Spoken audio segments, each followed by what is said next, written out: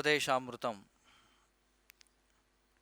మొదటి బిందువు లేదా ప్రథమ బిందువు మనం చర్చిస్తున్నాం. ఆ శ్లోకానికి శ్రీల ప్రభుపాదుల వారు ఇచ్చినటువంటి భాష్యం చర్చిస్తూ, ఆ భాష్యంలో మళ్ళీ శ్రీల ప్రభుపాదుల వారు తమ ఆధ్యాత్మిక గురువు అయినటువంటి శ్రీల భక్తి సిద్ధాంత సరస్వతి ఠాకూర్ల వారు ఉపదేశామృతానికి ఇచ్చినటువంటి అనువృత్తి అనే భాష్యం నుండి ప్రస్తావన చేస్తున్నారు. దాని గురించి మనం చర్చిస్తున్నాం. కొనసాగిద్దాం.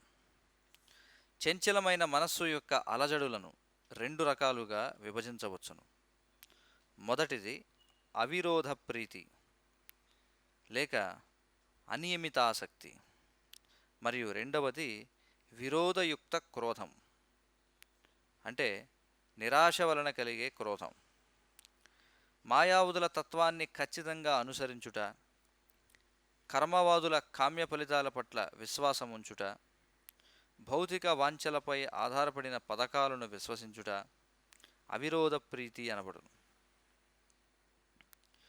జ్ఞానులు, కర్మవాదులు, భౌతికవాదులు సాధారణంగా బద్ధజీవులను ఆకర్షిస్తారు. కానీ భౌతికవాదులు తమ కోరికలను నెరవేర్చుకోలేనప్పుడు మరియు వారి పథకాలు నిష్ఫలమైనప్పుడు క్రోధానికి గురవుతారు. ప్రాపంచిక వాంఛల వైఫల్యం క్రోధానికే దారితీస్తుంది. చూడండి, కాబట్టి ఇక్కడ ఈ మనస్సు యొక్క వేగం గురించి భక్తి సిద్ధాంత సరస్వతి ఠాకూర్ వారు వివరిస్తున్నారనమాట. ఏమంటున్నారంటే, మనసు యొక్క అలజడులను రెండు రకాలుగా విభజించవచ్చుట. అందులో మొదటిది అవిరోధ ప్రీతి, దానిని ఏమన్నారు, అనియమిత ఆసక్తి అని చెప్పన్నారు. చూడండి, అనియమిత ఆసక్తి అంటే ఏమిటి అంటే దేనినైనా స్వీకరించడానికి సిద్ధంగా ఉండడం అన్నమాట. అంటే అది కూడదు, ఇది కూడదు అనేటువంటిది లేదు. ప్రతిదాన్ని కూడా స్వీకరించేటువంటి ధోరణి అవిరోధ ప్రీతి అన్నారు. రెండవ దాన్ని ఏమన్నారంటే విరోధయుక్త క్రోధము, అంటే నిరాశ వలన కలిగే క్రోధం. అంటే అనుకున్నటువంటిది సాధించలేకపోతే వచ్చేటువంటి కోపం అన్నమాట. కాబట్టి ఈ రెండు కూడా మనసు యొక్క వేగాలు అని చెప్పుకుంటున్నారు. కాబట్టి మన మనసు ఏం చేస్తుంది, ఎప్పుడు కూడా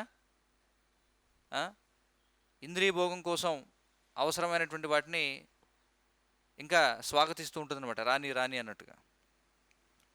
ఇక ఏదైనా మనం కోరుకున్నది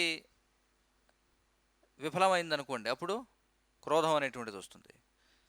ఇక్కడ చెబుతున్నారు చూడండి, మాయావాదుల తత్వాన్ని ఖచ్చితంగా అనుసరించుట, కర్మవాదుల కామ్య ఫలితాల పట్ల విశ్వాసం ఉంచుట, భౌతిక వాంఛలపై ఆధారపడిన పథకాలను విశ్వసించుట, ఇవన్నీ కూడా అవిరోధ ప్రీతి అనబడతాయట. ఇది ఒక కోవ. రెండవది భౌతిక వాంఛలపై ఆధారపడిన పథకాలను విశ్వసించుట, అది కూడా అవిరోధ ప్రీతి అనబడుతుంది అని చెప్పన్నారు. జ్ఞానులు, కర్మవాదులు, భౌతికవాదులు సాధారణంగా బద్ధజీవులను ఆకర్షిస్తారు. కానీ భౌతికవాదులు తమ కోరికలను నెరవేర్చుకోలేనప్పుడు మరియు వారి పథకాలు నిష్ఫలమైనప్పుడు క్రోధానికి గురవుతారు. చూడండి, ఈ రెండు రకాల వేగాలతో మన మనసు ఎల్లప్పుడూ కూడా చంచలంగా ఉంటుందన్నమాట. అంటే ప్రాపంచిక వాంఛల వైఫల్యం క్రోధానికే దారితీస్తుంది. ఈ రెండు రకాలుగా దాన్ని విభజించారు. విరోధయుక్త క్రోధము, అవిరోధ ప్రీతి, విరోధయుక్త క్రోధం. అంటే మనకి ఇంద్రియ భోగానికి అనువైనటువంటి వాటిని అన్నింటినీ కూడా స్వీకరిస్తామనేటువంటి ధోరణి.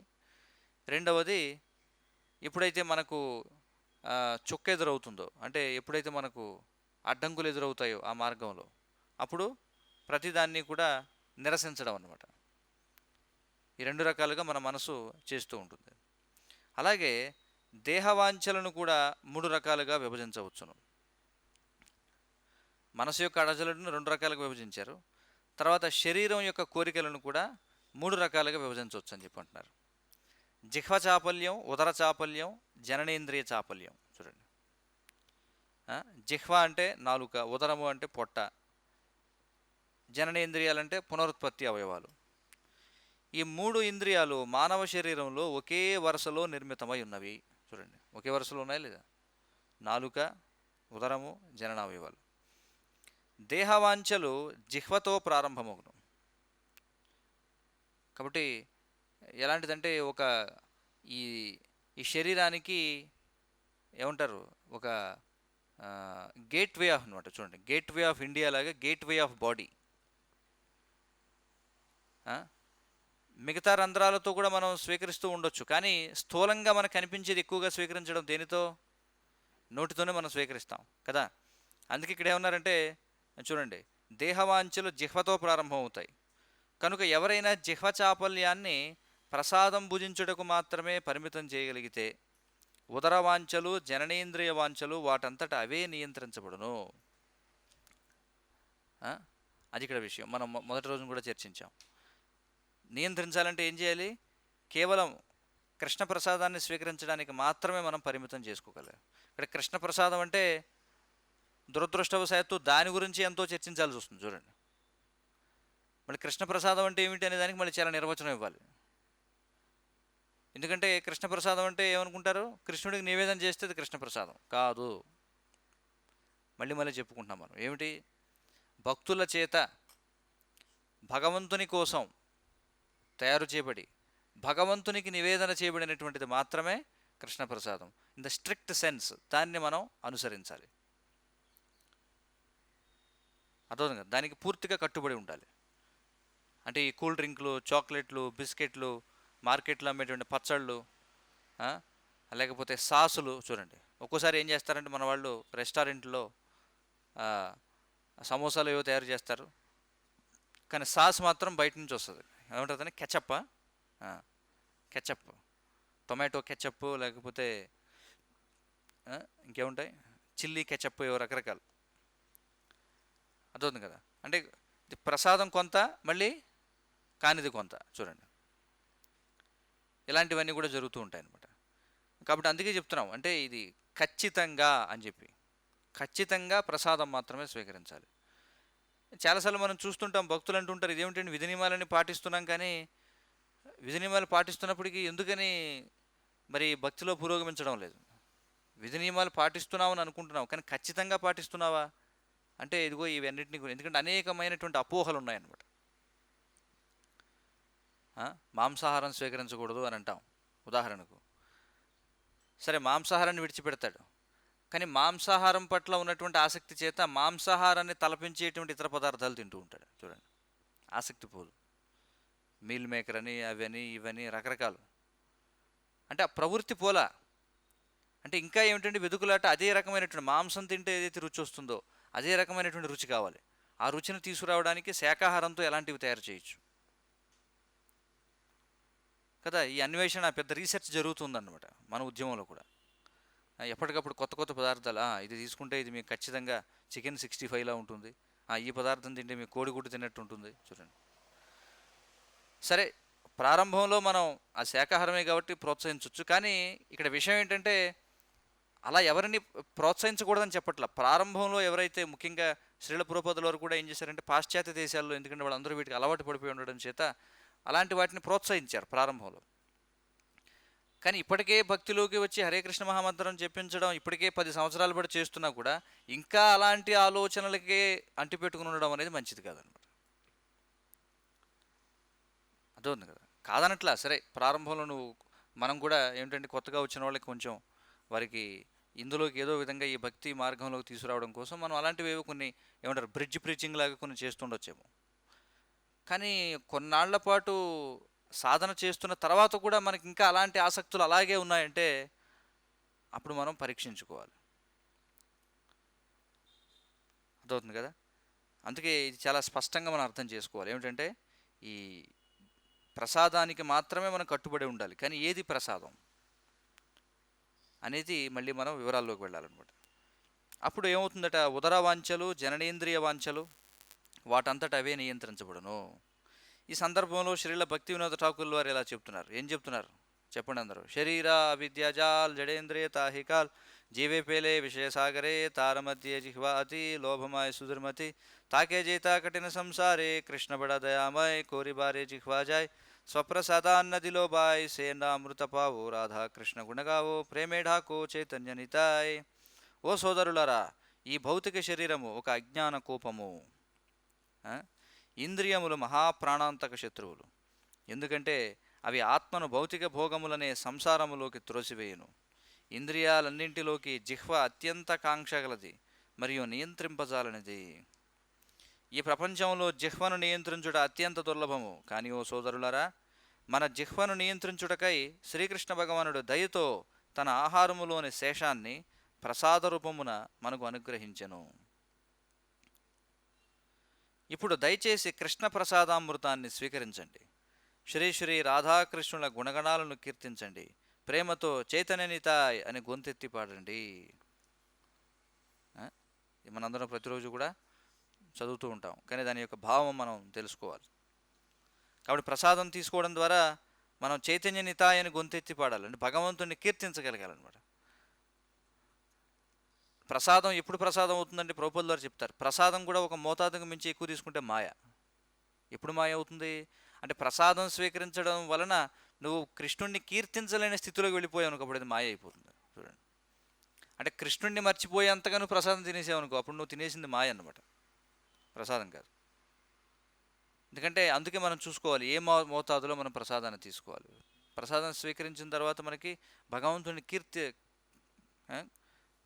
కీర్తించాలని చెప్పి అనిపించాలన్నమాట. అది ఇక్కడ విశేషం. 6 రకాల రసాలు ఉన్నాయి, అంటే 6 రకాల రుచులు ఉన్నాయి.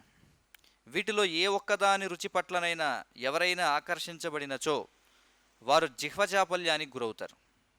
6 రకాల రుచులు ఉన్నాయట, వీటిలో దేనికైనా ఆకర్షించబడితే జిహ్వచాపల్యానికి గురవుతారట.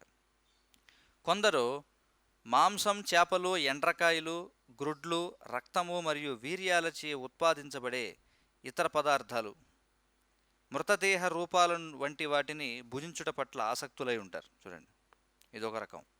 ఏమిటట? మాంసము, చేపలు, ఎండ్రకాయలంటే పీతలు,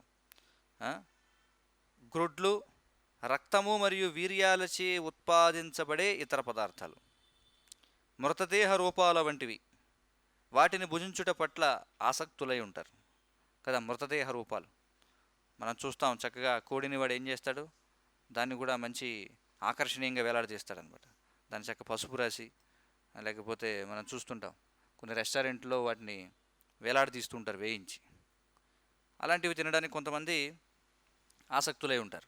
మరికొందరు కాయకూరలు, వేర్లు, ఆకులు, దుంపలు, క్షీర పదార్థాల వంటి వాటిని భుజించుటకు ఆసక్తిని కలిగి ఉంటారు.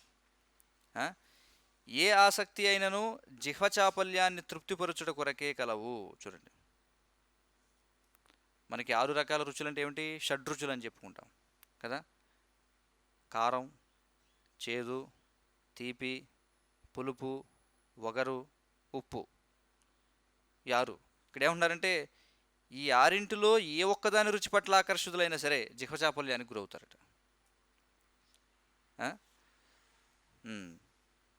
కానీ కృష్ణ చైతన్యవంతులు అటువంటి ఇంద్రియ తృప్తి కొరకై భుజించుటను మానుకోవాలి. చూడండి,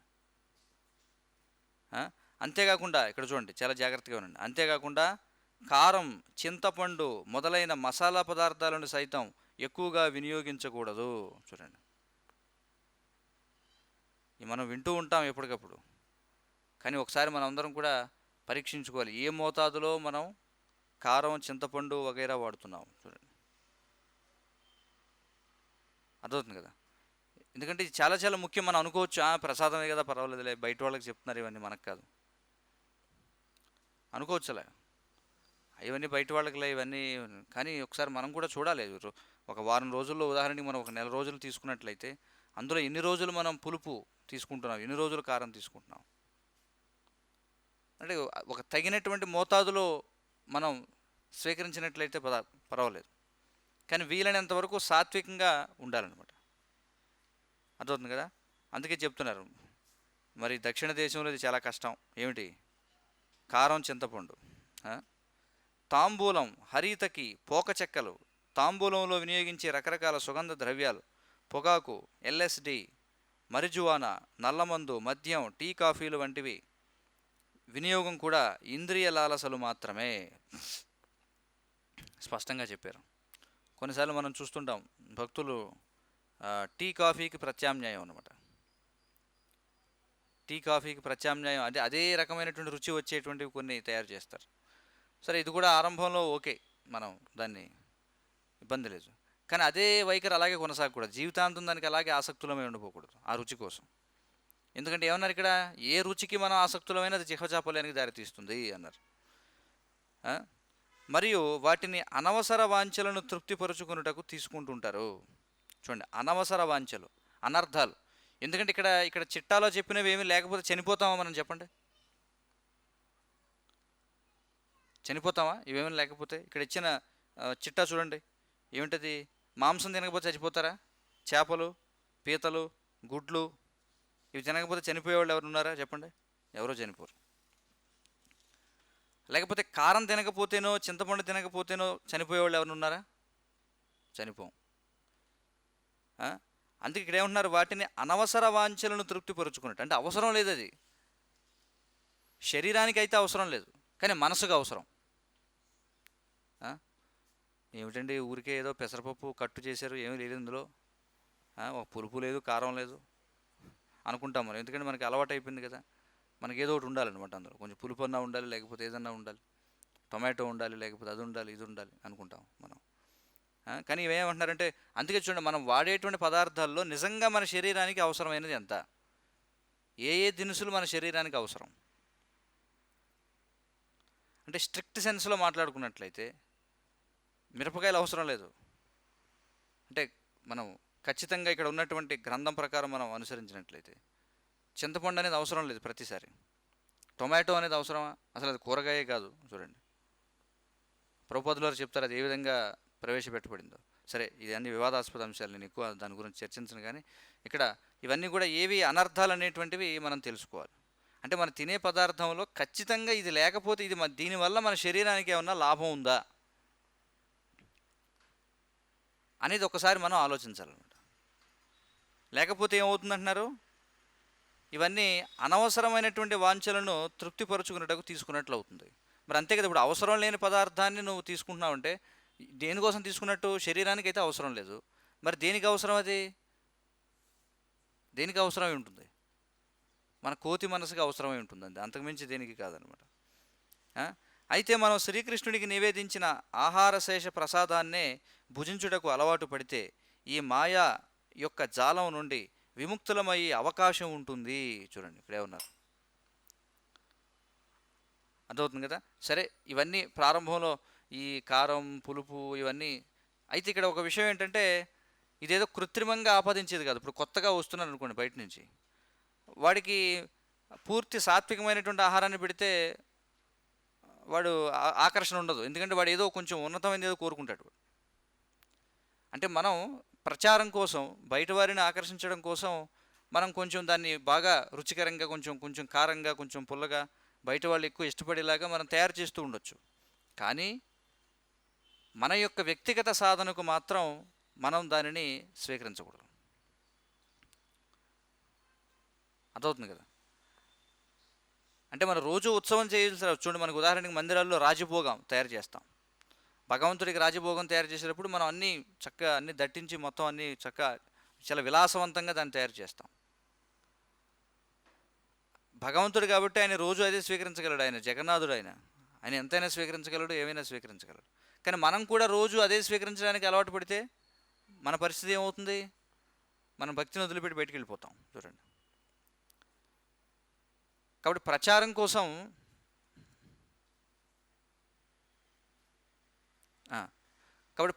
కోసం మనం విలాసవంతమైనటువంటి ఆహార పదార్థాలను మనం తయారు చేయవచ్చు. అర్థమవుతుంది కదా. ప్రచారం కోసం విలాసవంతమైనటువంటి ఆహార పదార్థాలు తయారు చేయొచ్చు, వాటిని మనం భక్తులకు పంచవచ్చు, అంటే వచ్చేటువంటి ఎవరైతే జనులు ఉంటారో వాళ్ళకి పంచవచ్చు. కానీ దానికి మనం కూడా అలవాటు పడిపోతే మాత్రం చాలా ప్రమాదం. చూడండి, అర్థమవుతుంది కదా. మనం ఉదాహరణకి ఆదివారం లేకపోతే ఈ ఉత్సవాలు జరిగినప్పుడు కొంచెం చక్కగా అన్నీ తయారు చేస్తాం, విలాసవంతంగా తయారు చేస్తాం. కానీ దానికి మనం కూడా అలవాటు పడిపోయాం అనుకోండి, సాధకులైనటువంటి వాడు కూడా అలవాటు పడిపోతే చాలా గొప్ప ప్రమాదం అన్నమాట. మన భక్తిలో ముందుకు వెళ్ళలేం, ఇది గ్రహించాలి మనం. అర్థమవుతుంది కదా. అందుకే అసలు ముందు మొట్టమొదటి వచ్చిన వాడికి మొట్టమొదటి స్థాయి ఏమిటంటే కేవలం ప్రసాదం తినడానికి కట్టుబడి ఉండాలి. దానికి కట్టుబడి ఉన్నట్లయితే కొద్ది సంవత్సరాల్లో సహజంగానే అతడికే వైరాగ్యం అనేది వస్తుందన్నమాట. కానీ వైరాగ్యాన్ని మనం బలవంతంగా ఆపాదించలేము. వచ్చినవాడు ప్రతి ఒక్కడిగా నువ్వు కూడా కారం తినకూడదు, నువ్వు కూడా పులుపు తినకూడదు అని చెప్పలేం. కానీ వాడు కేవలం ప్రసాదం తినడానికి మాత్రం కట్టుబడి ఉన్నట్లయితే ఆనతి కాలంలోనే ఖచ్చితంగా, ఎందుకంటే ఈ విధానం అలాంటిది, ఈ ప్రక్రియ అలాంటిది అనమాట, సహజంగా అతడికే దాని పట్ల వైరాగ్య భావన వస్తుంది. అంటే వైరాగ్య భావన రెండు రకాలుగా రావచ్చు. ఒకటి స్వతహాగానే వాడికి ఆకర్షణ పోవచ్చు, రెండోది మాయ చేత తన్నులు తినడం వల్ల బలవంతంగా వదిలిపెట్టేయాల్సి రావచ్చు. మొత్తానికి ఏదో ఒకటి, రెండు రకాలు ఎలా చూసినా మంచిదే కదా. ఆ? ఆ విధంగా జరుగుతుందన్నమాట. కాబట్టి ఇది చాలా ముఖ్యం. ఆ? చూడండి, శ్రీకృష్ణుడే స్వయంగా కాయకూరలు, ధాన్యాలు, పండ్లు, పాలతో చేసిన పదార్థాలను, నీరు మున్నగు వాటిని నిర్ధారించినట్లుగా అవే ఆయనకు నివేదించదగిన పదార్థాలు. చూడండి ఏం చెప్తున్నాడు కృష్ణుడే భగవద్గీతలో చెప్పినటువంటిది ఏమిటది? పత్రం, పుష్పం, ఫలం, తోయం యోమే భక్త్యా ప్రయచ్చతి తదహం భక్త్యుపహృతం అశ్నామి ప్రయతాత్మనః అని చెప్పుకుంటున్నాడు. కాబట్టి ప్రభుపాదులు వారు ఏమంటున్నారంటే, కాయకూరలు, ధాన్యము, పండ్లు, పాలతో చేసిన పదార్థాలు ఆయనకు నివేదించదగిన పదార్థాలు. ఏమైనాను ఎవరైనాను రుచిగా ఉంది కదా అని ప్రసాదాన్ని ఎక్కువ పూజిస్తే జిహ్వచాపల్యాన్ని తృప్తిపరిచిన వారు అవుతారు. చూడండి ఇక్కడ చెప్పారు, అర్థవుతుంది కదా. మళ్ళీ అదే జాగ్రత్తగా అర్థం చేసుకోవాలి. కొత్తగా వచ్చిన వాళ్ళు మనం ఇంకా ప్రోత్సహించాలి, తీసుకోండి తీసుకోండి ప్రసాదం తీసుకోండి. ఎందుకంటే వాడు ఏం చేస్తాడు, వాడు చెత్త తింటాడు బయటికి వెళ్ళి కదా. కాబట్టి అభక్తుడైనటువంటి వాడు కృష్ణప్రసాదం ఎక్కువగా తిని చనిపోతే అది ఇంకా శ్రేయస్కరమే. చూడండి, ప్రసాదం ఎక్కువైపోయి చనిపోయిన ఒకసారి శ్రీల ప్రభుపాదుల వారు ఎవరితో, జార్జ్ హ్యారిసన్తో లండన్లో ఒక సంభాషణ జరుగుతుందనమాట. ఆ జార్జ్ హ్యారిసన్ అప్పుడే కొత్తగా వస్తూ ఉంటాడు. ప్రసాదం తీసుకోవడానికి కొంచెం మొహమాట పడుతుంటాడు. ఓ ఇది ఎదుద్దా ఎదుద్దని. ప్రభుపాదుల వారు ఇంకా ఇంకా వడ్డించండి వడ్డించండి అని చెప్పి అంటారు, ఎక్కువ వడ్డిస్తారు. ప్రభుపాదుల వారు అంటారనమాట, ప్రసాదం అంటే ఏదో జబ్బుతో చనిపోయే కంటే ప్రసాదం ఎక్కువగా తిని చనిపోవడం మేలని చెప్పి అంటారు. అర్థవుతుంది కదా. కాబట్టి ప్రారంభంలో మనం ఆ పాలసీ ఉండాలన్నమాట, వీలైనంత ఎక్కువగా మనం ప్రసాదం తినిపించాలి. కానీ ఎవరైతే మన జీవితాన్ని మనం పూర్తిగా ఇక కృష్ణుని యొక్క సేవకు అంకితం చేశాం, మన ఈ తత్వాన్ని అర్థం చేసుకున్నాం, అలాంటి స్థితిలో మనం ఎప్పుడు కూడా ఇక్కడ ఏం చేయాలి, ప్రసాదాన్ని ఎక్కువగా పూజిస్తే అప్పుడు అది జిహ్వచాపల్యాన్ని తృప్తిపరిచినట్టే అవుతుంది. చూడండి, ప్రసాదాన్ని స్వీకరించేటప్పుడు బాగా రుచిగా ఉండే పదార్థాలను విడిచిపెట్టాలని శ్రీ చైతన్య మహాప్రభు మనకు బోధించారు. మనకి ఎక్కడొచ్చింది ఈ ప్రస్తావన? ఈ మధ్య మనం చదివాం దాని గురించి. ఎక్కడ గుర్తుందా ఎవరికైనా? గుండీచా మార్జనం. గుండీచా మార్జనం ముగిసిన తర్వాత చైతన్య మహాప్రభు ఏం చేస్తారు, జగన్నాథుని యొక్క ప్రసాదం తెప్పిస్తారు, అందరికీ కూడా వడ్డిస్తారు. చైతన్య మహాప్రభు ఏం చేస్తారు, చాలా ఆకుకూరలతో తయారు చేసినటువంటి సాదాసీదా పదార్థాలు ఏవైతే ఉంటాయో అవి ఆయన స్వీకరించి విలాసవంతమైనటువంటి ప్రసాదం అంతా కూడా ఏం చేస్తారు, అందరికీ పంచిపెట్టమని చెప్తారు. కాబట్టి మనం కూడా ఆ యొక్క విధానాన్ని అనుసరించాలి. చూడండి ఏమన్నారు, బాగా రుచిగా ఉండే పదార్థాలను విడిచిపెట్టాలని శ్రీ చైతన్య మహాప్రభు మనకు బోధించారు. చూడండి, మనం మంచి రుచికరమైన పదార్థాలను భుజించాలనే ఉద్దేశ్యంతో భగవంతునికి మంచి రుచితో కూడిన పదార్థాలను నివేదించినను మనం జిహ్వచాపల్యాన్ని తృప్తిపరుచుకున్నటకు ప్రయత్నించిన వారు అవుతాం. చూడండి, భగవంతుడికి ఖచ్చితంగా విలాసవంతమైనటువంటివే మనం నివేదన చేయాలి. ముఖ్యంగా ఎక్కడ, ప్రచార కేంద్రాల్లో మనం చూసినట్లయితే మందిరాల్లో భగవంతుడికి విలాసవంతమైనటువంటి పదార్థాలు నివేదన చేసి వాటిని ఏం చేయాలి, నూతనంగా వచ్చేటువంటి వారికి పంచిపెట్టాలన్నమాట. ఆ విధంగా వారు కృష్ణ చైతన్యం పట్ల ఆకర్షితులవుతారు. అంతేగాని ప్రతిరోజు రాజభోగా ఎక్కడికి వెళ్ళింది అంటే టెంపుల్ ప్రెసిడెంట్ రూమ్లోకి వెళ్ళింది. టెంపుల్ ప్రెసిడెంట్ గారు ఏం తింటారు, రోజు రాజభోగం తింటారు. చూడండి, అలా చేస్తే అయిపోయినట్టు అనమాట. కానీ గృహంలో మనం చూసినట్లయితే గోస్వాముల యొక్క ఉదాహరణ కావచ్చు, భక్తులు కావచ్చు, సాధారణంగా ఎవరైతే గృహంలో ఉండేటువంటి వాళ్ళు వారి యొక్క స్తోమతను బట్టి, అంటే వారి యొక్క దైనందిన సాధనకు తోడ్పడేటువంటి పదార్థాలని ఉండి వాటిని నివేదన చేయొచ్చు. మీకు అర్థమవుతుంది కదా, రకరకాల ప్రమాణాలు ఉన్నాయన్నమాట ఇందులో కూడా. ఇప్పుడు మందిరంలో అంటే ఎక్కువ మంది జనం వస్తారు కాబట్టి మనం దాన్ని ఏదో విధంగా వితరణ చేయొచ్చు. విలాసవంతమైన ఆహారాన్ని తయారు చేసినా దాన్ని వితరణ చేసే అవకాశం ఉంది. కానీ అలా వితరణ చేసే అవకాశం లేని సందర్భాల్లో వారు ఏం చేయాలి, తమ యొక్క వ్యక్తిగత సాధనకు తోడ్పడే ప్రసాదం ఏదైతే ఉంటుందో అలాంటిదే ఉండి భగవంతుడికి నివేదన చేయొచ్చు. అర్థవుతుంది కదా. అందుకే ఇక్కడ ఏం చెప్తున్నారు చూడండి, అంతేగాని మనం భగవంతుడికి ఉండేటప్పుడు ఏ భావంతో ఉండాలి, భగవంతుడు ఆయన రాజు, ఆయన చక్రవర్తి ఆయన, అంతే కదా. మొత్తం సకల సృష్టికి ఆయన యజమాని. మరి ఒక చక్రవర్తికి ఆ, ఎలా మనం పెడతాం చెప్పండి. అన్నీ కూడా ఉన్న దాంట్లో చాలా అత్యంత విలాసవంతమైనటువంటివి మనం పెట్టాలి. అర్థవుతుంది కదా. ఆ భావనతో మనం కృష్ణుడికి విలాసవంతమైన పెట్టాలి, కానీ ఎలాగో కృష్ణుడికి పెట్టాక తినేది మనమే కదా, కాబట్టి మనం మంచి మంచి పదార్థాలు తినొచ్చు అని ముందే వీడు లెక్కేసుకుని భగవంతుడికి అలా నివేదన చేశాడు అనుకోండి, అది మంచిది కాదనమాట.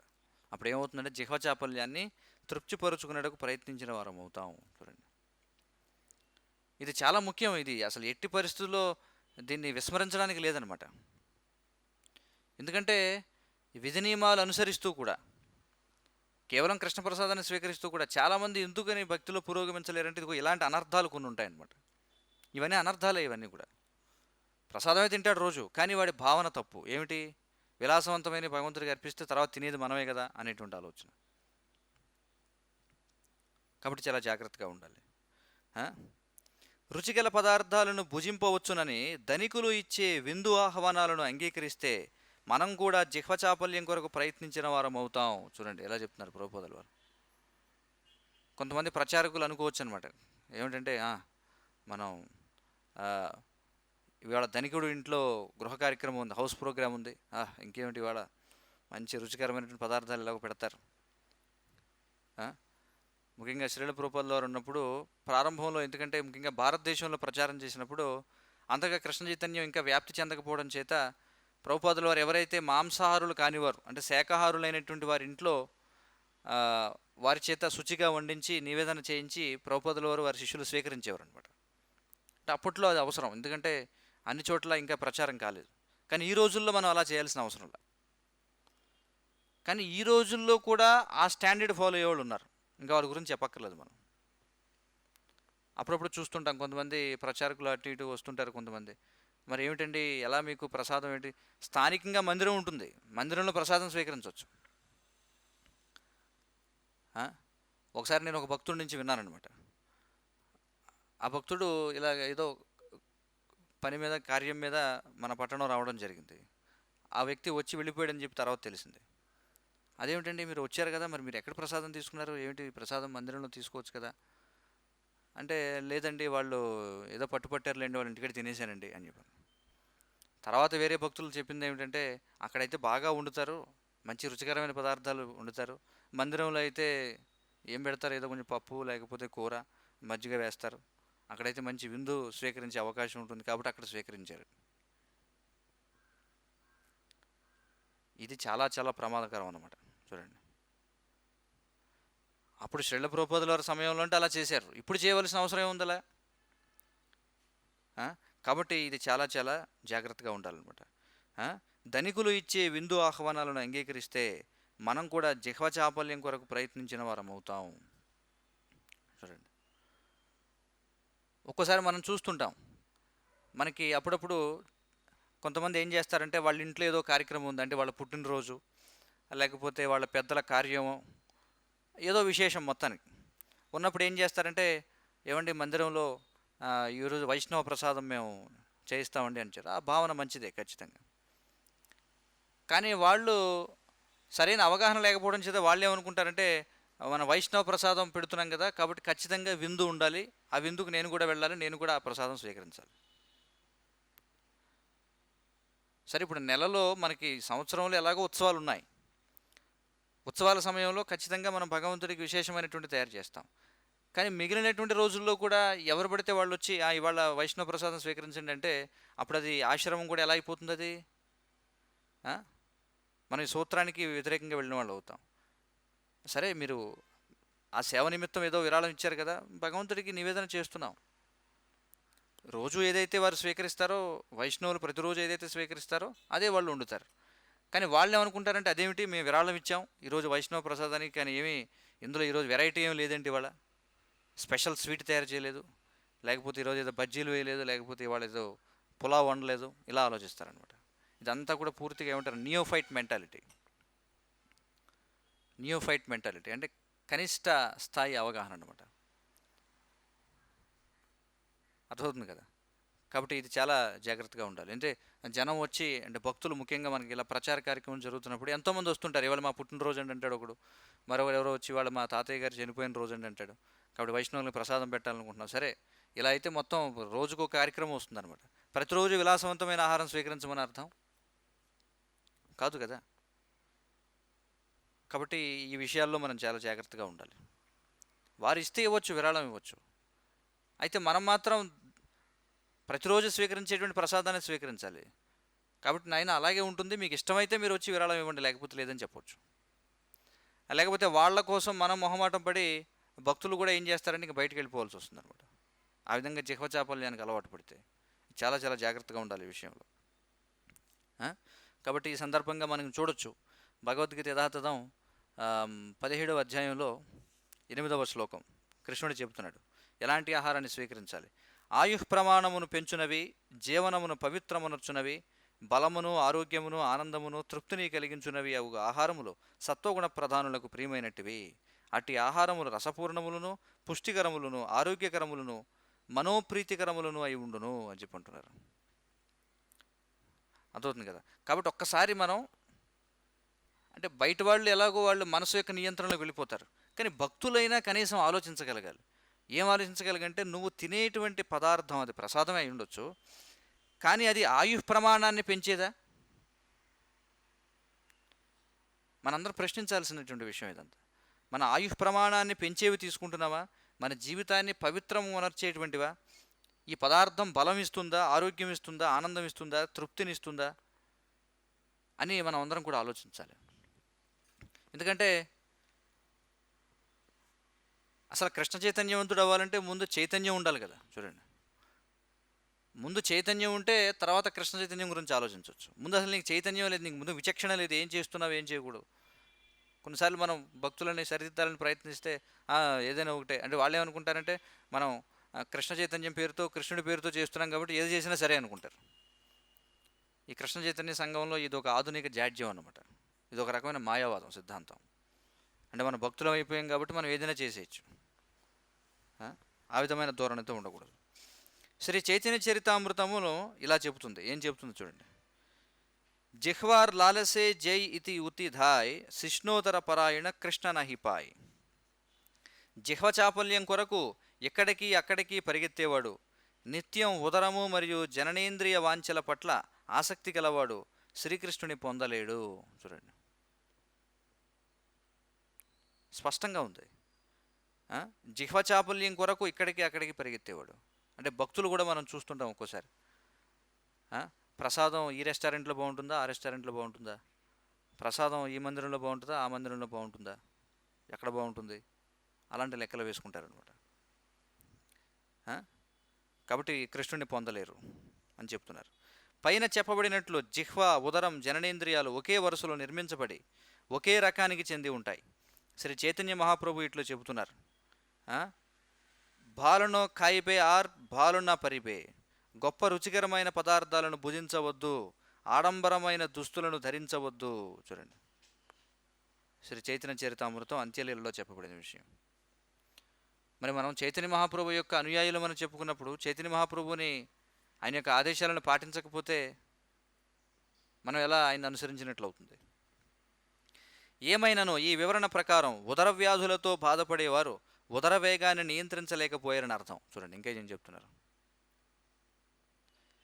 ఉదర వ్యాధులతో బాధపడేవారు ఉదర వేగాన్ని నియంత్రించలేకపోయారని అర్థం. ఉదర వ్యాధులు అంటే ఏమిటి? అజీర్తి చేయడం, లేకపోతే తరచుగా విరోచనాలు అవ్వడం, లేకపోతే మలబద్ధకం. చూడండి, ఇవన్నీ ఉదర సంబంధ వ్యాధులు అన్నమాట. వీటన్నిటికీ కూడా కారణం ఏమని చెప్తున్నారు? ఉదర వేగాన్ని నియంత్రించలేకపోవడమే దీనికి కారణం అని చెప్పి అంటున్నారు. అవసరమైన దానికంటే అధికంగా తినాలనుకుంటే సహజంగానే మనం జీవితంలో ఎన్నో చిక్కులను కొని తెచ్చుకున్న వారం అవుతాం. ఏది ఏమైనాను మనం ఏకాదశి, జన్మాష్టమి మొదలైన పర్వదినాలలోనైనా ఉపవాసం చేస్తే ఉదరవాంఛలను నియంత్రించగలుగుతాం. చూడండి, కనీసం ఆ రోజైనా. ప్రారంభంలో శ్రీల ప్రభుపాదుల వారి జ్ఞాపకాలు వివిధ శిష్యులు పంచుకుంటూ ఉంటారు. అందులో బహుశా ఆ, గర్గముని ప్రభు అని చెప్తుంటారు. ప్రారంభంలో ఏకాదశి అంటే ఆ రోజు ప్రత్యేక విందుని అనుకునేవారట అందరూ కూడా, ఎందుకంటే ప్రభుపాదుల వారు ఆ విధంగా ప్రోత్సహించేవారు అందరు. అర్థం కదా, ఎందుకంటే ఆ దేశాల్లో ఏకాదశి అంటే వాళ్ళకి ఎలాంటి అవగాహన లేదు. ఆ? అయితే గర్గముని ప్రభు, ఎందుకంటే శ్రీల ప్రభుపాదుల వారి ప్రారంభకాలపు శిష్యులు అనమాట వారు. గర్గముని ప్రభు చెప్తారు, ఆయన మొత్తానికి ఎక్కడో ఏకాదశి గురించి తెలుసుకుంటారనమాట. ప్రభుపాదుల వారి దగ్గర నుంచి కాకుండా మొత్తానికి ఏకాదశి గురించి తెలుసుకుంటారు. తెలుసుకొని ఆయన ఆ రోజు ప్రతి ఏకాదశికి కనిపించేవారు కదట. అయితే ప్రభుపాదుల వారు అడుగుతారు, ఏమయ్యా నువ్వు ఏకాదశి రోజున ఎక్కడికి వెళ్ళిపోతున్నావు, అసలు ఏమిటి అంటే, ప్రభుపాద నేను ఏకాదశి వ్రతం చేస్తున్నాను అంటే, ప్రభుపాద లేదు, ఏకాదశి మీన్స్ ఫీస్టింగ్ అని చెప్పన్నారట. చూడండి, అయితే అది ఎందుకు చెప్పారు ప్రభుపాద అంటే, ఆ పరిస్థితిలో ఉన్నటువంటి వాళ్ళు ఎవరైతే ఉన్నారో, ఎందుకంటే వాళ్ళు ఎలాంటి అభ్యర్థులు కృష్ణ చైతన్యానికి వచ్చారో ప్రభుపాదుల వారికి తెలుసు ప్రారంభంలో, అర్థమవుతుంది కదా. కాబట్టి వాళ్ళకు ఉన్నటువంటి రజోగుణానికి వారిని ఆ విధంగా వినియోగించాల్సిందే. కానీ అదే ఒక శాశ్వత సూత్రం అయిపోవాలని కాదు. ప్రభుపాదుల వారు ఇప్పుడు చెప్పారు కదా, ఏకాదశి మీన్స్ ఫీస్టింగ్ అని అన్నారు ప్రభుపాద ఎక్కడో, ఇక దాన్నే పట్టుకుని మొత్తం ప్రతి ఏకాదశికి ఇంక విందు చేసుకుందాం అనుకుంటే అది పద్ధతి కదా అనమాట. అర్థమవుతుంది కదా. కానీ ప్రభుపాదులు ఇక్కడ చెప్తున్నారు. అందుకే ప్రభుపాద ఏమంటారంటే, నేను ఏం చెప్పాలనుకున్నానో అది నా పుస్తకాల్లో ఉందని చెప్పంటారు. అందుకే శ్రీల ప్రభుపాదుల వారి గ్రంథాలు, శ్రీల ప్రభుపాదుల వారి ప్రవచనాలు, శ్రీల ప్రభుపాదుల వారి సంభాషణలు, ఇలా శ్రీల ప్రభుపాదుల వారి ఉదయ వ్యాఖ్యలు అంటే మార్నింగ్ వాక్స్, ఇవన్నీ ఉన్నాయి. కానీ వీటిలో అన్నీ దివ్యమైనవే. కానీ ఇందులో ఏది మొట్టమొదట ప్రామాణికంగా తీసుకోవాలంటే శ్రీల ప్రభుపాదుల వారి గ్రంథాలు. ఎందుకంటే ఆ మాట ఆయనే చెప్పారు కదా, ఏమని, నన్ను తెలుసుకోవాలనుకుంటే నా గ్రంథాలు చదవండి అని చెప్పన్నారు. కాబట్టి మిగిలినవన్నీ అంటే లేఖలు, ఉదాహరణకి లేఖల్లో శ్రీల ప్రభుపాదుల వారు చెప్పినవి, ప్రవచనాల్లో చెప్పినవి, ఉదయ వ్యాఖ్యలు అంటే వాకింగ్ సమయంలో చెప్పినవి, రూమ్ కాన్వర్జేషన్స్లో చెప్పినవి, అవి చాలా వరకు వ్యక్తిగతమైనవి, సందర్భాన్ని బట్టి ప్రాంతాన్ని బట్టి చెప్పినటువంటివి ఉంటాయి. అవన్నీ తప్పని మనం చెప్పట్లా, కానీ అవి ఆ విధంగానే ఉపయోగించాలి. కానీ మొట్టమొదటి ప్రాధాన్యత దేనికి ఇవ్వాలంటే శ్రీల ప్రభుపాదుల వారి గ్రంథాలు. చాలామంది వాదిస్తుంటారు, గ్రంథంలో ఇప్పుడు ఇలా ఉంది, స్పష్టంగా ఇక్కడ చెప్పారు ప్రభుపాద, ఏమన్నారు ఇక్కడ, ఏది ఏమైనా మన ఏకాదశి, జన్మాష్టమి మొదలైన పర్వదినాల్లోనైనా ఉపవాసం చేస్తే ఉదర వాంఛలను నియంత్రించగలుగుతామని స్పష్టంగా ఉంది. కానీ ఎవరు అనొచ్చు, ప్రభుపాద అన్నారు కదా ఏకాదశి మీన్స్ ఫీస్టింగ్ అని, మీరేమిటి మీ మందిరంలో ఇలా అంటున్నారు అనొచ్చు. కానీ తెలుసుకోవాలి మనం.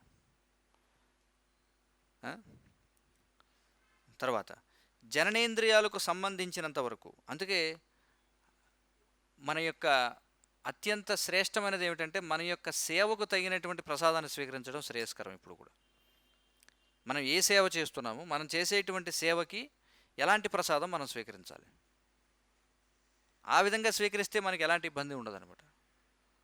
ఎందుకంటే కొంతమంది ఎక్కువగా శారీరక శ్రమ అవసరమైనటువంటి సేవలు చేస్తుండకపోవచ్చు, కొంతమంది ఎక్కువ శారీరక శ్రమతో కూడినటువంటి సేవలు చేస్తుండొచ్చు. కాబట్టి అందరికీ మళ్ళీ మనం ఏదో అందరూ కూడా ఇలాగే తీసుకోవాలని చెప్పడానికి లేదు మళ్ళీ. కాబట్టి వారు చూసుకోవాలి, వారికి వారే మన యొక్క ఆరోగ్య పరిస్థితి ఏమిటి, మనం చేసేటువంటి సేవ ఏమిటి, దీనికి ఎంత శారీరక శ్రమ అవసరం, దానికి తగినటువంటి ఆహారాన్ని మనం స్వీకరించాలన్నమాట.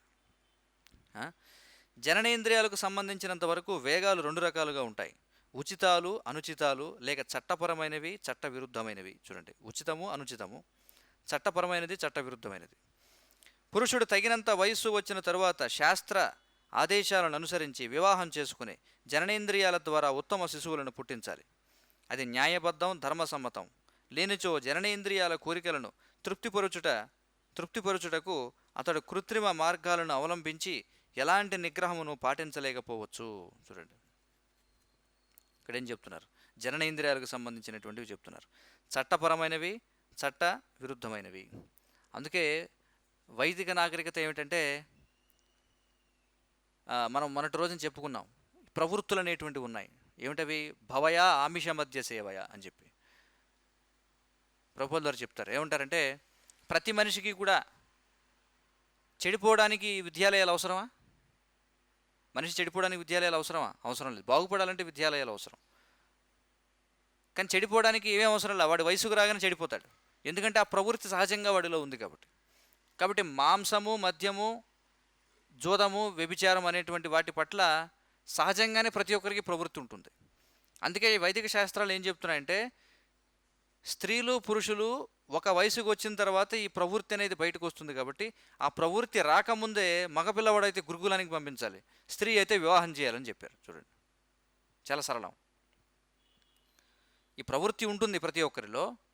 ప్రవృత్తి రాకముందే ఏం చేయాలట, మగవాడిని ఏం చేయాలి, గురుకులానికి పంపించాలి. ఎందుకంటే ఆ ప్రవృత్తి వచ్చేటప్పటికి వాడికి శిక్షణ ఇవ్వబడుతుంది, ఇంద్రియ నిగ్రహణ ఎలా చేయాలి. కాబట్టి వాడు ఆ ప్రవృత్తిని వాడు తెలుసుకొని వాడు దాన్ని జాగ్రత్తగా అర్థం చేసుకోగలుగుతాడు. ఆ ప్రవృత్తిని అవసరమైతే నివృత్తి మార్గాన్ని ఎంచుకోగలడు, లేదా నియంత్రణతో కూడినటువంటి ప్రవృత్తి మార్గాన్ని ఎంచుకోగలడు, అంటే గృహస్థాశ్రమాన్ని స్వీకరించగలడు. ఇక స్త్రీ విషయానికి వస్తే ఏం చెప్పారు, ఆ ప్రవృత్తి అనేటువంటిది రాకముందే వివాహం చేయాలని చెప్పారు. చాలా స్పష్టంగా మనకి శాస్త్రాల్లో ఉంది.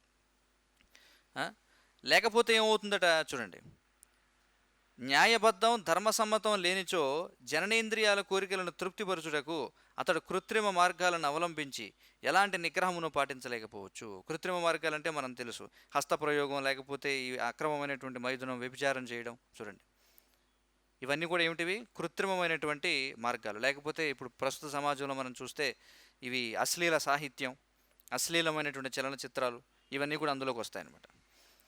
శాస్త్ర ప్రకారం అక్రమ సంభోగ జీవితం అనగా ఆలోచన చేత కానీ, పథకాల చేత కానీ, మాటల చేత కానీ, ప్రత్యక్ష సంభోగం చేత కానీ, లేదా జననేంద్రియాలను కృత్రిమంగా తృప్తిపరుచుకొనుట చేత కానీ ధర్మ వ్యతిరేకమైన సంభోగమునకు పాల్పడువాడు మాయాబంధనాలలో చిక్కుకున్నట్లే అర్థం. చూడండి, మరి కలియుగంలో ఈ ఆధునిక సమాజం అంతా కూడా ఏమిటంటే ప్రతి ఒక్కరితో అసంకల్పితంగా అయినా సరే ఇవన్నీ కూడా చేయించేలా చేస్తుంది అనమాట. ఆ విధంగా వాతావరణం అంతా కూడా ఆ విధంగా ఉంది. ఎందుకంటే మనం చూసినట్లయితే ఆధునిక కాలంలో ఇక్కడ చూడండి ఏమిటి, ఆలోచన చూడండి, దాని గురించి ఆలోచించేవారి సంఖ్య ఎక్కువ, పథకాల చేత కానీ, మాటల చేత కానీ. ఎందుకంటే మొత్తం అంతా కూడా మనం చూసినట్లయితే టీవీలు, న్యూస్ పేపర్లు, లేకపోతే సెల్ ఫోన్లు, మొత్తం ప్రతీది కూడా వీటితో నిండిపోయి ఉందన్నమాట. ఇంకా ఎక్కువగా ఏమిటంటే కృత్రిమంగా జననేంద్రియాలను తృప్తిపరచుకొనుట అనేటువంటిది బాగా ప్రోత్సహించబడుతుంది కలియుగంలో కదా, మనం చూస్తున్నాం కదా, అది బాగా ప్రోత్సహించబడుతుంది. ఇక ఆ విధంగా చేస్తే ఏమంటున్నారు, మాయాబంధనాల్లో చిక్కుకున్నట్లే. ఈ ఉపదేశాలు గృహస్థులకే కాదు, త్యాగులకు, సన్యాసులకు కూడా అన్వయిస్తాయి. ఒకసారి శ్రీల ప్రభుపాదుల వారి సన్యాసి శిష్యులు ఒకరు శ్రీల ప్రభుపాదుల వారి వ్యాస పూజకు సందర్భంగా ఆయన నివేదన రాస్తున్నారనమాట, ఆఫరింగ్. అంటే ప్రభుపాదుల వారు ఆయన జీవితంలో ఆయనకు చేసినటువంటి మేలు ఏదైతే ఉంటుందో దానికి కృతజ్ఞతాపూర్వకంగా ఒక ఆఫరింగ్ రాస్తున్నారు వ్యాస పూజ రోజున. అయితే ఆయన ఏం చేశారంటే శిష్యుడికి ఇచ్చారనమాట టైప్ చేయమని. టైప్ చేయమని ఇచ్చినప్పుడు ఎక్కడో ఒక దగ్గర ఏమని వచ్చిందంటే ఏముంటుంది, మీట్ ఈటింగ్, గ్యాంబ్లింగ్, తర్వాత ఇంకేమిటి, మద్యం, మాంసం, జూదం, వ్యభిచారం, meet eating, intoxication, illicit sex and gambling. అయితే ఇలిసిట్ సెక్స్ అనే దగ్గర ఇలిసిట్ అనే పదం లేకుండా ఓన్లీ సెక్స్ అనే పదం ఉందట. ఆ శిష్యుడు ఇదేమిటి గురుగారు మర్చిపోయారా ఏమిటని చెప్పి ఇలిసిట్ అని కొట్టాడట. అక్కడ కొట్టిన తర్వాత అతను ఏమనుకున్నాడు, మర్చిపోయినట్టున్నారు, ప్రభుపాదులు చెప్పింది ఇలిసిట్ సెక్స్ గురించి కదా అని చెప్పాను. తర్వాత టైప్ చేసిన తర్వాత సన్యాసికి ఇస్తే, ఇదేమిటి ఇక్కడ నువ్వు తప్పు టైప్ చేసావన్నారట. ఏమిటి తప్పు టైప్ చేయడం ఇక్కడ, అదేంటి మహారాజ్ మీరు మనకి ఇలిసిట్ సెక్స్ అని కదా, అక్రమ మైథునం అని కదా, మీరు అక్కడ మైథునం అని రాశారు, అందుకే నేను అక్రమం అని జోడించానని చెప్పి ఆయన అన్నారట. ప్రభుపాదుల వారు నాకు ఇచ్చింది సన్యాస దీక్ష, సన్యాస దీక్షలో అక్రమం లేదు, క్రమం లేదు, అసలు మైథునం అనేటువంటిది లేదు, కాబట్టి అక్కడ మైథునం అని చెప్పి రాశాను అక్కడ. ఎందుకంటే సన్యాసికి క్రమమైనటువంటి మైథునం కూడా అనుమతించబడలేదు కదా. వానప్రస్థునికి, సన్యాసినికి, బ్రహ్మచారికి క్రమ మైథునం లేదు, అక్రమ మైథునం లేదు, కాబట్టి నేను కావాలనే రాశానని చెప్పి అన్నారట. అది నిజమే కదా, ఎందుకంటే నేను ప్రభుపాదుల వారికి మాట ఇచ్చాను ఏమని, నేను ఏ విధమైనటువంటి మైథునంలో పాల్గొనను, అందుచేత నేను ఆ పదాన్ని ఉపయోగించానని చెప్పి అన్నారట. అలా శ్రీ జగదానంద పండితుడు ప్రేమ వివర్తము అనే తన గ్రంథంలోని 7వ అధ్యాయంలో ఇలా చెబుతున్నాడు. ఏమని చెబుతున్నాడు చూడండి, వైరాగి భాయ్ గ్రామ్య కథ నా సునిబే కానే, గ్రామ్య వార్త నా కహిబే జబే మిలిబే ఆనే, స్వప్నే ఓనా కర భాయ్ స్త్రీ సంభాషణ, గృహే స్త్రీ ఛాడియా భాయ్ ఆసియా చభన్, యది చాహో ప్రణయ రాకితే గౌరాంగేర్ సనే, చోటా హరిదాసేర్ కథా థాకే ఏన మనే, భాలో నా ఖాయిబో ఆర్ భాలో నా పరిభో, హృదయేతే రాధాకృష్ణ సర్వదా సేవిభే అని చెప్పన్నారట. ప్రియ సోదరా, నీవు వైరాగి జీవితమును గడుపుతున్నావు. నీవు సాధారణ ప్రపంచ విషయాలను గురించి వినుట గాని చర్చించుట గాని చేయకూడదు. స్వప్నములో కూడా స్త్రీలను తలుచుకోవద్దు. స్త్రీలతో సంబంధమును నిషేధించే వైరాగి జీవితమును నీవు అంగీకరించావు. నీవు శ్రీ చైతన్య మహాప్రభు సాంగత్యమును ఆశించినట్లయితే నీవు చోటా హరిదాసు విషయమును, అతన్ని మహాప్రభు నిరాకరించిన సంఘటనను ఎల్లప్పుడూ గుర్తుంచుకోవాలి. బాగా రుచిగా ఉండే ఆహార పదార్థాలను భుజించవద్దు. ఆడంబరమైన వస్త్రములను ధరించవద్దు. ఎల్లప్పుడూ నమ్రతను కలిగి నీ హృదయాంతరంలో శ్రీ శ్రీ రాధాకృష్ణులను సేవించుము. ఇది ఎవరు చెప్పిన విషయం? జగదానంద పండితులు చెప్పినటువంటి విషయం అన్నమాట. కాబట్టి ఇది చాలా చాలా ముఖ్యం. కృష్ణ చైతన్యంలో బ్రహ్మచర్యం అనే గ్రంథంలో పరమపూజ్య భక్తి వికాస్ స్వామి వారు ప్రస్తావిస్తారు. ఏమంటారంటే, చైతన్య చరితామృతంలో మనం చూసినట్లయితే ఒక సన్యాసిగా చైతన్య మహాప్రభు చాలా దూరం పాటించేవారు స్త్రీలు అనేటువంటి విషయంలో. మరి ఇక చోటా హరిదాసు విషయానికి వస్తే ఆయన చాలా కఠినమైనటువంటి శిక్షణ విధించారు కదా. మనకు తెలుసు చోటా హరిదాస్ ఆయన ఆత్మహత్య చేసుకుంటాడు. కఠినమైనటువంటి శిక్ష. కానీ ఒక గృహస్థుడు ఆశీర్వాదం కోసం వచ్చినప్పుడు చైతన్య మహాప్రభు అంటారు, ఏమంటారంటే, నువ్వు చక్కటి సంతానాన్ని నువ్వు వృద్ధి చేయాలి అని చెప్పి. అదేమిటి, ఒక దగ్గరేమో చైతన్య మహాప్రభు ఆ విధంగా అన్నారు, మరి ఒక దగ్గరేమో ఈ విధంగా అన్నారు అంటే, మనకి ఒక సామెత ఉంది ఇంగ్లీష్లో, one man's food is other man's poison అని చెప్పి. ఒకడికి ఆహారం, మరొకడికి విషం. కాబట్టి ఎవరికి ఆహారమో వారిని ప్రోత్సహించాలి, ఎవరికి విషయమో వారిని మందలించాలి. చూడండి, అది ఇక్కడ విశేషం అన్నమాట. సారాంశమేమనగా, వాక్కు, మనస్సు, క్రోధం, జిహ్వ, ఉదరం, జననేంద్రియాలనే ఈ ఆరింటిని నియంత్రించగలవాడే స్వామి లేక గోస్వామి అని పిలువబడును. అర్థమవుతుంది కదా. స్వామి అంటే యజమాని, గోస్వామి అంటే గో లేదా ఇంద్రియాలకు యజమాని. అంతేగాని మనం చూస్తుంటాం ప్రస్తుత కాలంలో పార్ట్ టైం స్వాములు ఉంటారు. అంటే 3 నెలల పాటు స్వాములు అనమాట. ఏదో మాల వేసుకుంటారు, ఏదో ఒక రంగు వేసుకుంటారు. ఆ 3 నెలల్లో ఇంద్రియ నిగ్రహణ, పార్ట్ టైం గోస్వామి అనమాట. కానీ అలాంటిది కాదు మనం మాట్లాడుకునేది.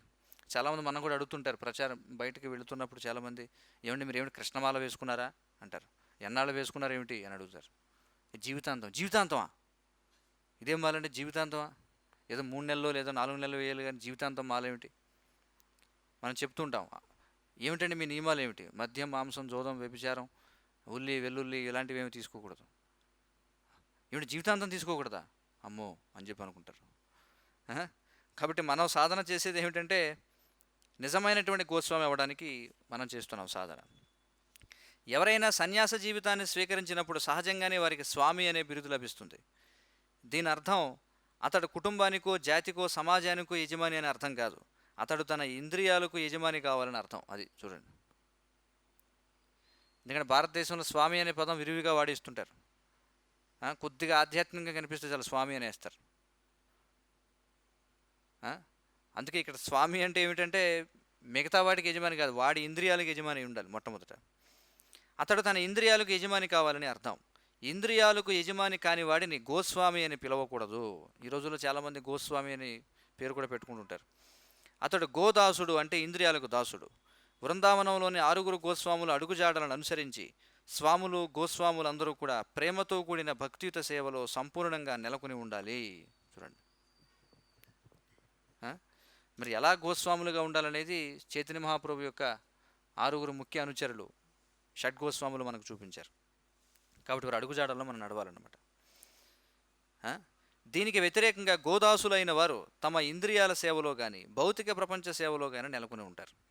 అంటే చూస్తున్నాం కదా, కాషాయం వేసుకుని స్వామీజీలుగా పిలువబడే ఎంతోమంది వాళ్ళు ఏం చేస్తారు, దేశ సేవ, నేషనలిస్టులుగా ఉంటారు, రాజకీయాల్లో ప్రవేశిస్తుంటారు, పేస్టులు అమ్ముకుంటూ ఉంటారు. చూడండి, వాళ్ళని కూడా స్వామి అని చెప్పి అంటారు. అవునా కదా? కానీ అది కాదు స్వామి అంటే. ఎందుకంటే భారతదేశంలో చాలా ప్రముఖంగా కనిపిస్తుంది. గంజాయి పీల్చే సాధువులు, లేకపోతే ఆయుర్వేద చికిత్స చేసే స్వామీజీలు, సంతాన సాఫల్యం కోసం ఏవో కొన్ని కిటుకులు చెప్పే స్వామీజీలు, యోగా నేర్పేవాళ్ళు, వారిని కూడా స్వాములు అంటారు. కానీ నిజంగా స్వామి అంటే అర్థం ఏమిటంటే ఇది, వారికి వేరే పనే ఉండదు. ప్రహ్లాదుడు గోదాసుని అదాంత గో అని వర్ణించాడు. అంటే ఇంద్రియాలను నియంత్రించని వాడని అర్థం. అదాంతగు అయిన వాడు కృష్ణ సేవకుడు కాలేడు. శ్రీమద్భాగవతంలో భక్త ప్రహ్లాదుడు ఇలా చెబుతున్నాడు: మతిర్న కృష్ణే పరతస్వతో వా మితోభిపత్యేత గృహవ్రతానాం అదాంతగోభిర్విషతాంతమిశ్రం పునః పునః చర్విత చర్వణానాం. ఇంద్రియ తృప్తి కొరకే ఈ భౌతిక ప్రపంచంలో జీవితమును కొనసాగించాలని నిశ్చయించుకున్న వారికి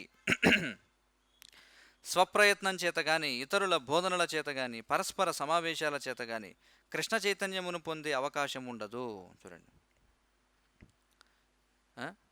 కళ్యాలు లేని ఇంద్రియముల వలన వారు అజ్ఞానాంధకారములోకి లాగబడతారు. ఈ విధముగా చర్విత చర్వణం, నమిలినదే నమలడంలోనే వెర్రిగా నెలకొని ఉంటారు. అర్థవుతుంది కదా. కాబట్టి చాలా సరళమైన విషయం. ఏదేదో చేద్దాం అనుకునే ముందు ఇంద్రియాలను నిగ్రహించాలి. ఇంద్రియ నిగ్రహం అనేది లేకపోతే మనం కలలు కానీ ప్రయోజనం లేదు, ఊహాగానాలు చేసే ప్రయోజనం లేదు, ప్రణాళికలు వేసుకునే ప్రయోజనం లేదు. మొదటి అడుగు మనం ఏదో నేల విడిచి సాము చేయకూడదు అన్నట్టుగా మొట్టమొదట మనం అసలు ఈ 6 వేగాలను నియంత్రించడంపై దృష్టి పెట్టి, ఆ తర్వాత మనం రాధాకుండం గురించి, రాధే రాధే అనడం గురించి, లేకపోతే బృందావన లీలల గురించి అప్పుడు మనం మాట్లాడుకోవచ్చు అన్నమాట. హరే కృష్ణ. దీనితో ప్రథమ బిందువు చర్చించడం ముగిసింది, కానీ ఆచరించడం ప్రారంభం కాలేదు.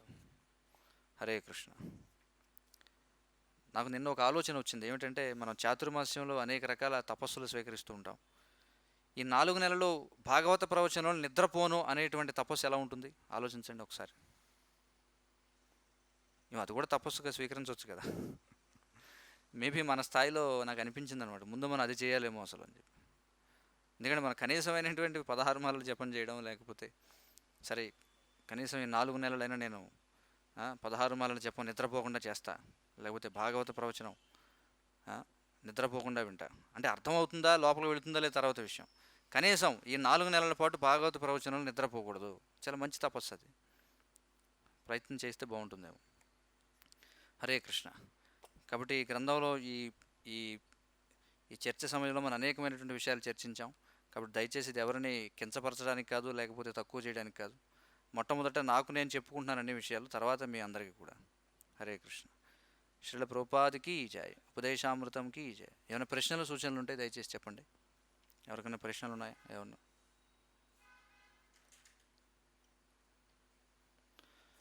వాంఛాకల్పతరుభ్యశ్చ కృపా సింధుభ్యేవ చ పతితానాం పావనేభ్యో వైష్ణవేభ్యో నమో నమః.